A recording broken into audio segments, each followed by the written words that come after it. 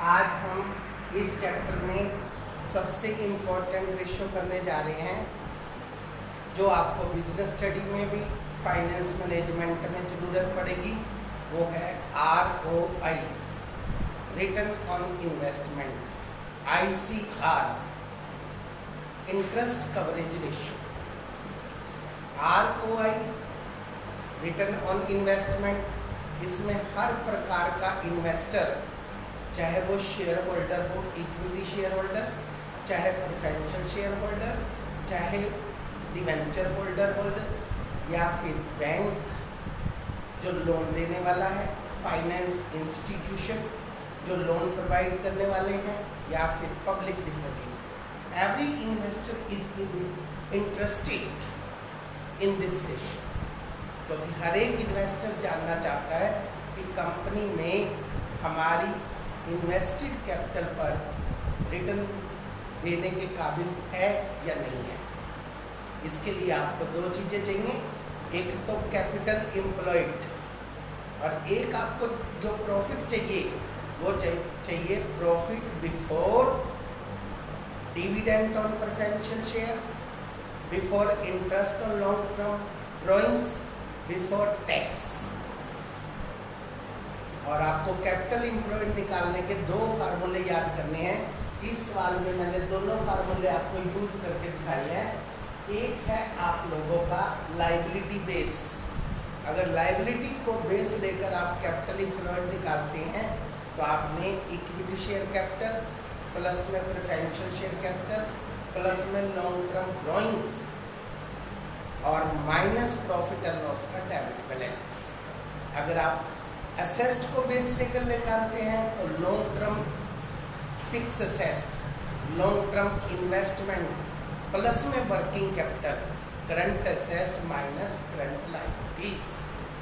तो ये हमारे दोनों बेस आपको याद होने चाहिए। कई बार क्वेश्चन में दोनों चीज़ें दी होती हैं, लायबिलिटीज भी और असेस्ट भी। कई बार केवल लायबिलिटीज दी होती हैं, कई बार केवल असेस्ट दी होती हैं। पेपर में आपने एक मेथड से निकाल के दिखाना है।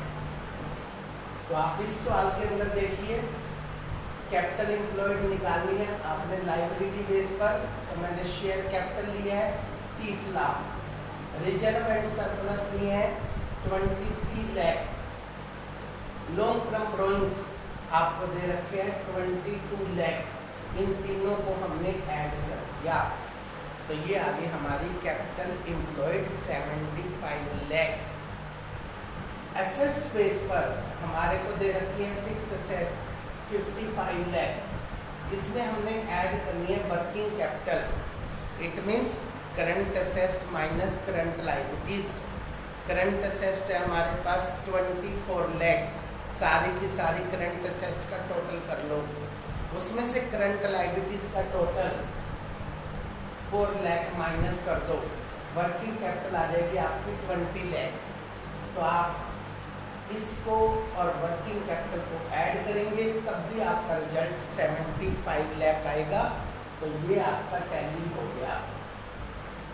आपने पेपर में इनमें से एक मेथड को अप्लाई करना है। अब हमारे को प्रॉफिट दिया हुआ है क्वेश्चन के अंदर, नेट प्रॉफिट बिफोर टैक्स। अगर बिफोर टैक्स दिया हुआ है तो इसका मतलब साफ है कि इंटरेस्ट उसमें से घटा हुआ है। प्रेफरेंशियल शेयर का डिविडेंड घटा हुआ नहीं है। तो आप इसके अंदर लॉन्ग टर्म ड्रॉइंग पर जो इंटरेस्ट आपने पे किया है वो ऐड कर ले। लॉन्ग टर्म ड्रॉइंग पर आपका इस क्वेश्चन में इंटरेस्ट बनता है 2 लाख। तो ये ऐड करने के बाद वो प्रॉफिट आ गया जिस प्रॉफिट की आपको जरूरत है। Net profit before interest, before tax and before dividend of the preferential shares. अब आप इस प्रॉफिट को पकड़िए, बटा में कैपिटल एम्प्लॉयड इनटू 100, ये आ गया हमारा ROI, रिटर्न ऑन इन्वेस्टमेंट। हर प्रकार के इन्वेस्टर को कंपनी 16% देने के काबिल है आज के दिन। इसी क्वेश्चन के अंदर हम आपको निकाल के दिखा रहे हैं ICR, इंटरेस्ट कवरेज रेशो। इसमें इंटरेस्टेड होते हैं लॉन्ग टर्म बोरोइंग्स, जिन्होंने लंबे समय के लिए कंपनी में पैसा दे रखा है। वो ये देखना चाहते हैं कि कंपनी उनका ब्याज समय पर देने के काबिल है या नहीं है, उचित मात्रा में देने के काबिल है या नहीं है। तो वो मेन तो देखना चाहते हैं कि timely payment on the interest is fair for them और नॉट। तो ये टाइम्स में निकलता है। आप इसी प्रॉफिट को पकड़िए, net profit before interest tax and dividend, और जो आपने टोटल पे किया है इंटरेस्ट, उससे आप डिवाइड कर दीजिए। ये आपका आ गया 6 टाइम्स। ये कम से कम 5 टाइम्स होना चाहिए। अगर उससे ऊपर आ रहा है तो उनके लिए बहुत बेनिफिशियल है। इसी प्रकार मैंने आपको अगला क्वेश्चन करके दिखाया है। उसके अंदर 107 क्वेश्चन है, उसमें मैंने कैपिटल निकाली है। कैपिटल निकालने के लिए मैंने दी है आपके साथ लॉन्ग टर्म फिक्स असेट्स और प्लस में working capital. Long term fix assets आपको दे रखी है इस क्वेश्चन में 15 लाख। इसके बाद करंट असेट्स आपको दे रखी है 12 लाख।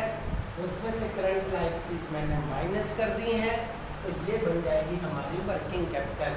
इन दोनों को ऐड करने पर आपके पास निकल जाएगी कैपिटल एम्प्लॉयड। इस क्वेश्चन में भी आप लायबिलिटी बेस्ड मेथड भी लगा सकते हैं, ये आपकी मर्जी पे डिपेंड करता है। अब यहाँ पर हमारे को प्रॉफिट दिया हुआ है बिफोर टैक्स 2,50,000 और कंपनी ने ब्याज पे किया है 50,000। इंटरेस्ट बीच में ऐड कर देंगे तो वो प्रॉफिट आ जाएगा जिस प्रॉफिट की हमें जरूरत है। Net profit before interest tax and dividend, that is called 3 lakh. इससे निकाल देंगे हम ROI, net profit before interest tax and dividend बटा में कैपिटल एम्प्लॉयड गुना 100, 15.38%। इसी से निकाल सकते हैं आप ICR। इसी प्रॉफिट को पकड़ लीजिए, net profit before interest tax and dividend बटा में टोटल पेबल इंटरेस्ट। आपने कितना इंटरेस्ट पे किया 50,000, तो ये आपका आ गया 6 टाइम्स। ये रेशियो सबसे इम्पोर्टेंट है आपके इस चैप्टर के लिए भी, एग्ज़ाम के लिए भी और बिजनेस स्टडी में फाइनेंस मैनेजमेंट के लिए भी। आप इस पर सारे क्वेश्चन आज कर सकते हैं। That's all.